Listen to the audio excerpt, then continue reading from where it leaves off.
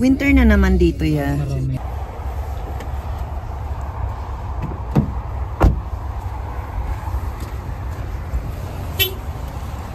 Pupunta kami dito sa favorite place ng anak ko. Ang IKEA. Akala ko winter, ay, spring na. Aba, ay, humabol pa ang snow. Ayan, oh. Puto na naman ang paligid. Puti na naman ang paligid nga eh. Pero next week, spring na kasi next week. So, start spring. So, I think this week, maaraw na palagi. Tulong bulusok na siguro. Baka, yeah. Siguro minsan mag-ano siya, mag-snow. Pero pakunti-kunti na lang.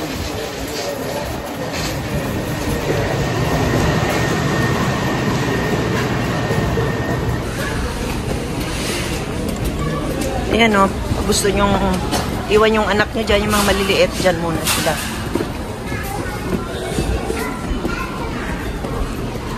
Ang ganda na mga yan o. Organizer. Drawer.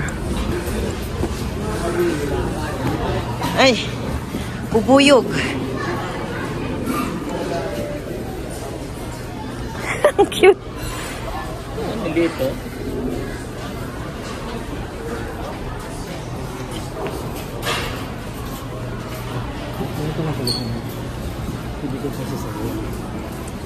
Ang ganda ng hanger niyo.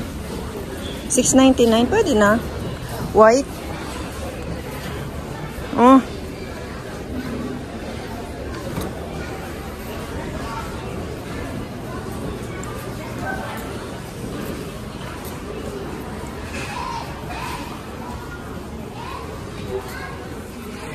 Masarap mamasyal dito sa IKEA kasi makakuha ka ng mga ideas. Katulad yan, oh.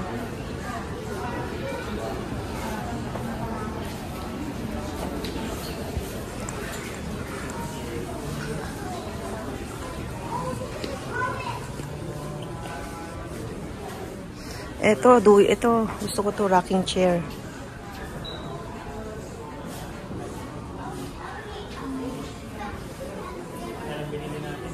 Ha?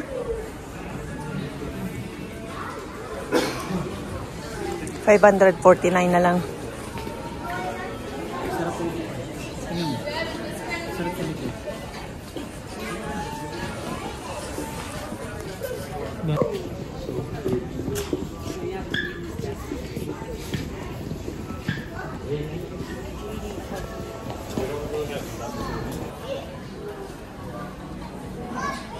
Ganda oh.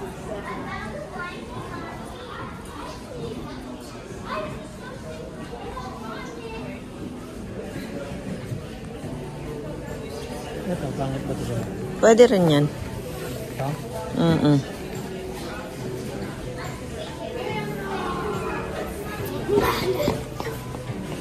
Cozy.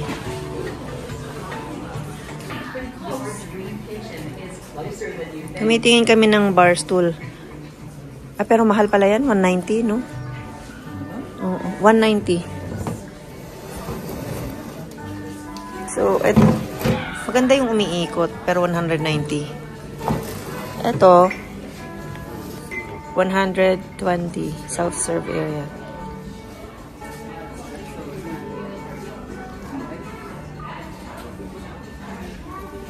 Pwede na rin ito. Pwede na rin ito, eh. Alam natin yun. Ang ganda, oh. Gusto ko sana ng ganyang ilaw ni, oh. Yung ganyan, oh. Papalit maglalagay na tayo. Hindi, magpapawiring ka ulit nun. Oo, hindi. Gusto ko dun sa ano natin, counter.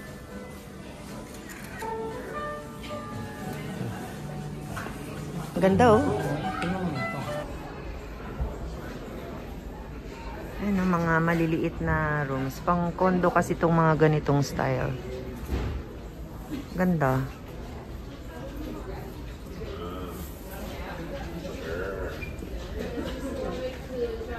So, ito lang maganda dito sa IKEA, no? Meron silang mga showroom na. Kaya pwede mo na siyang gayahin. Diba? Ang ganda.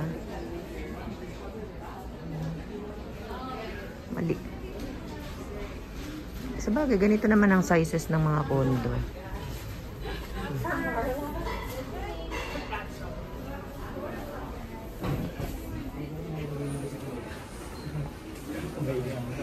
Ito yung washroom.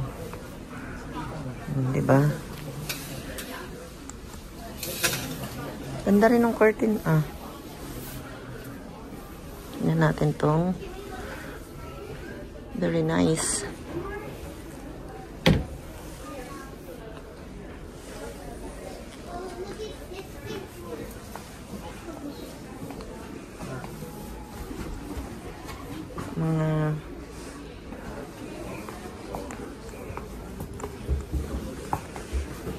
Tapos may kwarto na maliit. Para sa mga bata. Tapos yun yung master's bedroom. Ito na yung kusina at saka dining. Ay. Oo. Ito naman yung living room. Ha? Biluto lang. Ilagay mo na.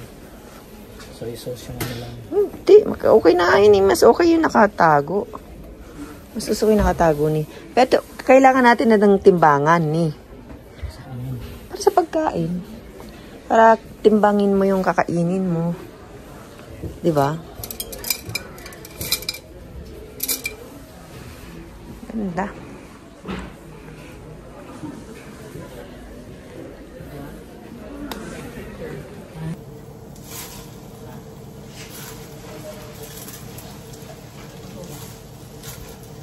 Nagluluto ako ng biko.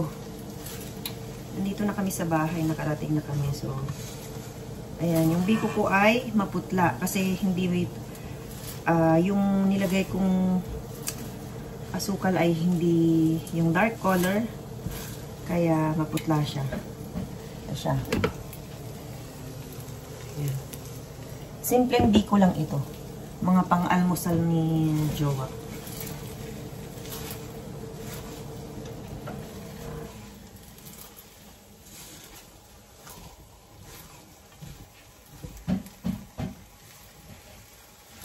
Sila naman ay nag-assemble ng bedside table. Kasi bumili kami kanina sa IKEA. Pwede na siguro ito. Pwede na to. Okay na. Mami Grace, no?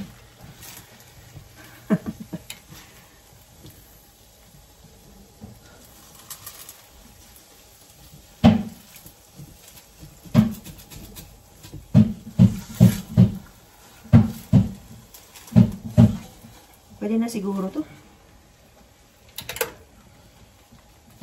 Tagpa yung damit ko, kasi binili ko sa Walmart kasi wala akong mga ganitong damit pag summer kasi. Sinukat ko ngayon.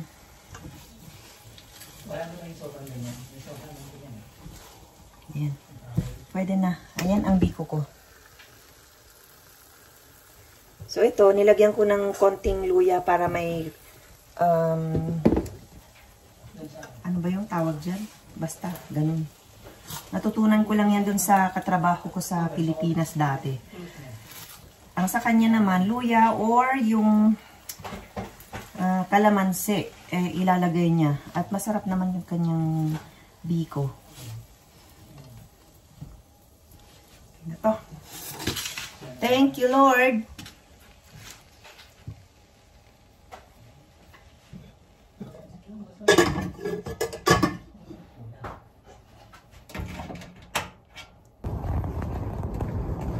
Hello guys, good morning. Happy Monday sa atin. Akala namin tapos na ang spring, I mean ang winter. At ayan nga oh, humabol pa ang snow. Oh. Frozen ulit ang paligid. Pero malapit na.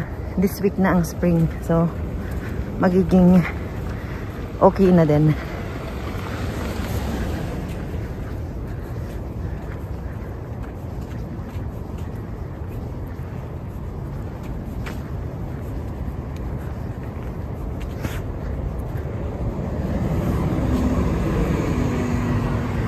Buti na lang dito sa area namin.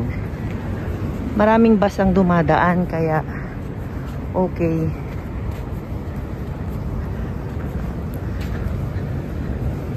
Ito lang ang kagandahan. Maglalakad ka ng 5 minutes mula sa bahay hanggang sa bus station. Tapos mga siguro 2 to 3 minutes ang bus ride. Si train na. So accessible talaga.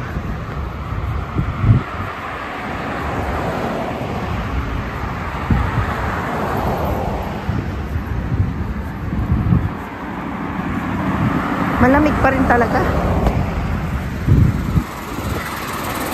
Nawala na yung lamig eh. Pero bumalik ulit ang lamig. Oh. Lalakad ulit tayo sa snow. Pero maganda lang dito sa Calgary, no? Hindi ko lang alam sa ibang part ng Alberta kung yung mabilis din lang matunaw yung kanilang snow. Kasi so far dito sa Calgary, meron silang Chinook Air dito. May Chinook Air ang Calgary. Ewan ko, baka buong Alberta, wala akong idea. Kaya ayun, pag may hangin na Chinook, natutunaw niya yung mga snow. Kaya look, malinis ang kalsada.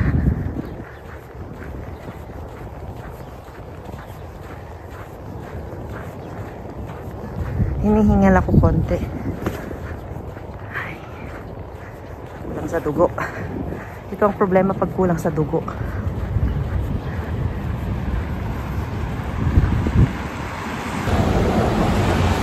Ayan. Nakamask ako kasi hindi ko kaya yung walang mask tapos malamig. Kasi magtutulo-tulo yung aking sipon pag walang mask. Tapos kinabukasan may sakit na. Ayan.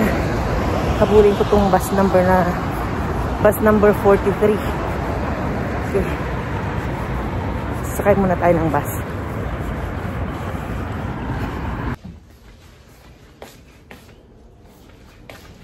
Nakauwi na tayo sa bahay. Ay, kalimutan ko, meron pala akong nilulutong itlog.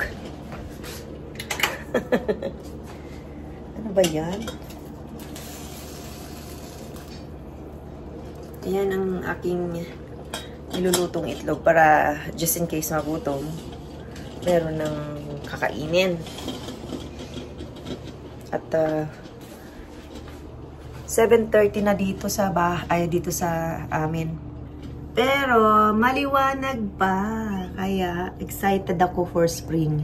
At least natunaw na kanina yung mga snow dyan sa kalsada.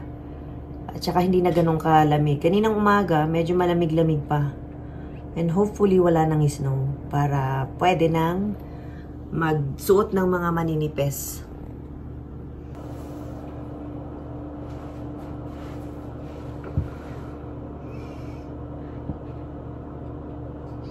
Ang sarap dumungaw sa bintana kapag may araw, ano.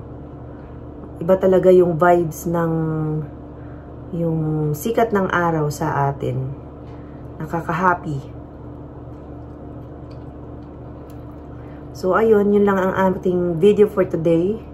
Kahapon at saka ngayon, pinag-isa ko na. Hindi masyadong mahaba ang video ko kasi minsan ang hirap mag-isip na kung i-content mo. Hirap no? Maging content creator. Charot. Content creator.